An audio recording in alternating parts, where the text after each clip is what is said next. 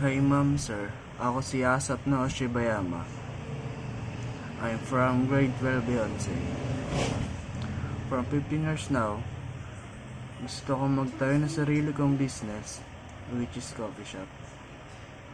Kasi favorite ng akin lolo ang coffee. Kaya gusto ko mag-business ng coffee. Favorite ko din kasi ang coffee, kaya bala ko talaga magtayo ng aking coffee shop. Ang ipapangalan ko dito ay Lolo's Coffee.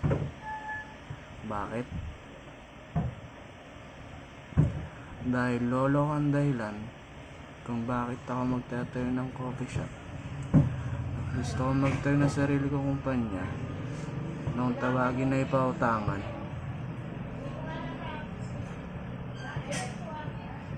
Kasi gusto ko tumulong sa mga tao na nangailangan ng pera at gusto ko tumulong sa mga mahirap. And yeah,